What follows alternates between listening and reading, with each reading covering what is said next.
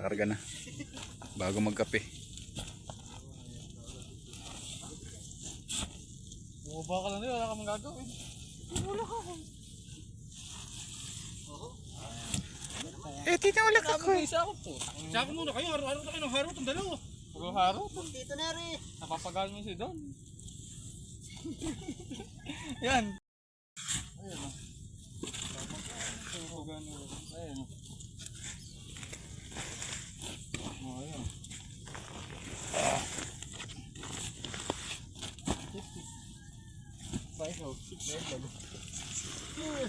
Nako po. Nako po. Patuloy mo. Patuloy mo muna. Hawa na dyan. Ito muna. Para gumaan. Sana.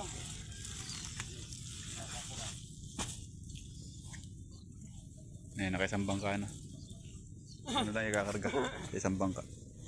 Yan na ba yung 20? Magit na po. Magit 20 na yun. Kasama na sinako nyo. Sinako nila. Bikin ko na yun. Magit. Takto lang ay.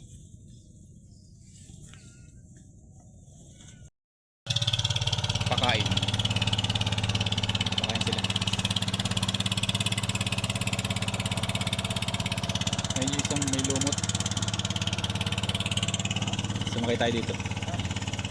Para makita niyo kung paano magsabog ng lumot. Ayan, dito nila hinahango at ito ang sasabugan, itong area na to. Siguro nasa ano to, sa 3 hektarya to. Itong area na to, sasabugan ng lumot. Ayun yung iba, doon sa kabila yun. Ayan. Para makita nyo lang kung paano isabog yung lumot. Oo, ayos na yan.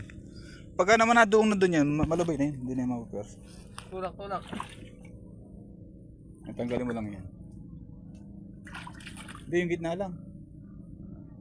Taas. Oo nga. Yun. Dala, pare. Hop. Dito pa paraanin para madali. Pagka naman na nailag na dyan ng malaki, dire-diretso na.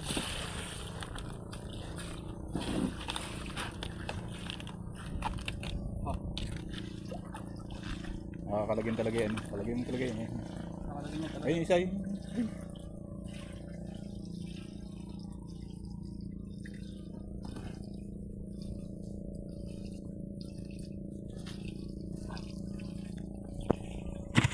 Nako.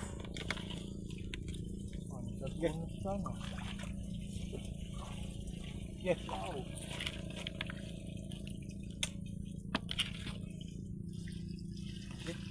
Pare. Pit baka to.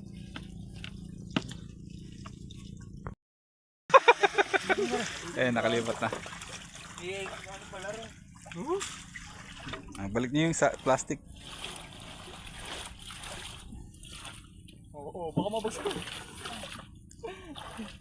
Lumipat ka pa, ilalagay yung hawla. Hawla yan mo. Babalik na ako. Oo. Oo. Buti hindi nabagsakan si Pit. Yaw. Gandahan mo, may katas. Makakalita ka ni Babaw.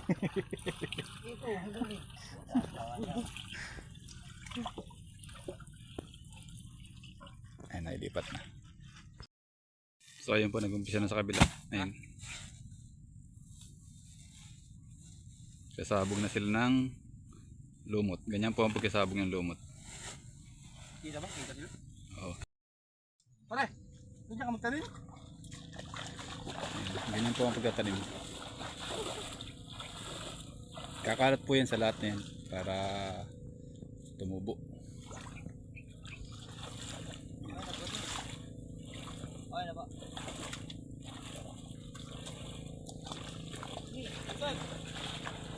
Siguro ito mga 1 buwan malago na yan kasi maraming itatanim dito. 30 sako.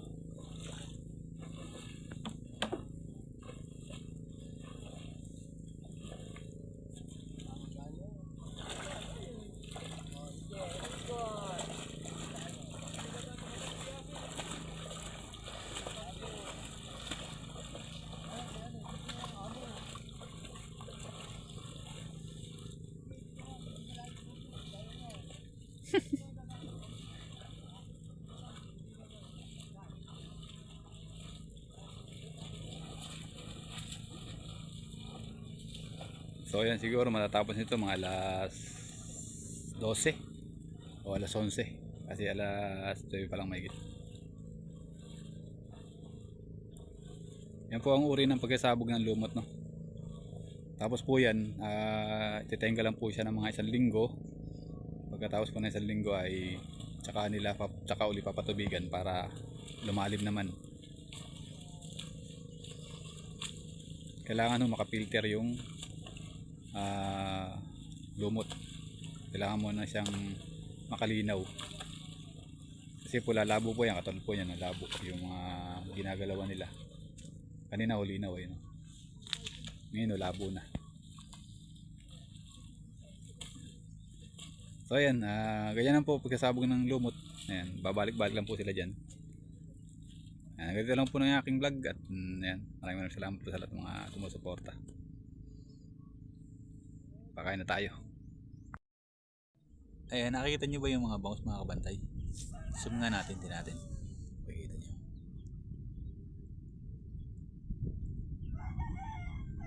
Nalino ng tubig, no? Ayan, no? Oh. Palumot kasi ito mga kabantay. Ayan. So ito yung lumot. Ayan, yung kulay green. Narataron yung green na yan. Tapos ayun yung mga isda na meron ng nilagom na kasi. Ayan, pati sa ako, kita sa ilalim mo. Diba? Ganyan po ang kalinaw ng tubig pagka may pagkapalumot ang ating ang ating mga kahon.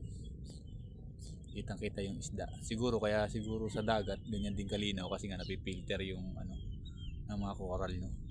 Ito mulinaw, grabe. Parang kristal. Tapos yung sako, ayun, kitang-kita. Ayun yung mga bangus, meron na rin pala dito. So sasalatan ko ito mamaya, baka may butas kasi papatubigan ko dito. Dami. So nanganginain na sila. Ayan. Kung may nakikita kayo mga parang guwit-guwit sa lumot, yung mga tae na yun, mga kinain nila. So sana nga, ayan. Maganda ilaki nitong mga isda na to, mga bangus na to. Dahil ito lang kami aasa ng ng pita, itong palumot. Ayan. So mga busog naman sila. Kasi marami dito mga tae ng puro kumakain na rin sila. Ngayon hindi pa sila kumakain. Ayun, dami. Diba? Isang kita, no? Hindi na ng tubig. Pero kung wala yan lumot, hindi natin makikita yan. Labon-labo yan tubig na yan. Dahil nga po palablab, palumot. So, kumakain na sila dito. Dati wala pa yung mga tay-tay na mga tay-tay. Ayan, yung mga parang puti-puti na So ito ayan, hanggang doon yan, no. Ilang tanaw, pero yung lumot hanggang doon. Ayan, maganda ho tubo ng lumot. Ayan, yung mga lahat ho ng kulay dilaw na yan. Ayan, puro lumot ho yan. So ito pong lumot na to ay 1 buwan at 1 linggo at 4 na araw ang tinagal na patubo ng mga kabantay. Ayan. Napakaganda lang pagmas ng mga kabantay pagkalinaw ang tubig.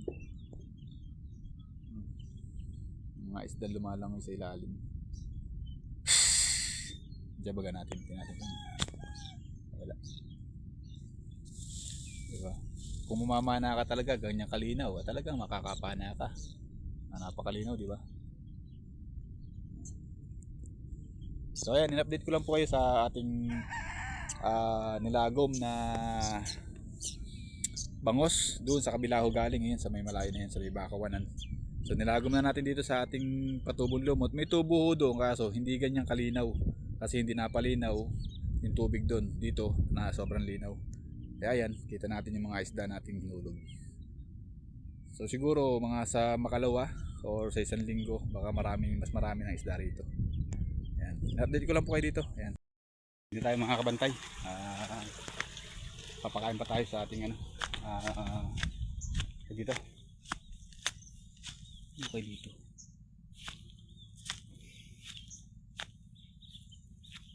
Pakain pa tayo sa ating alagang bangus. Yan, bye bye. Hanggang dito lang po. Bye bye. God bless to all. Mama, chup chup.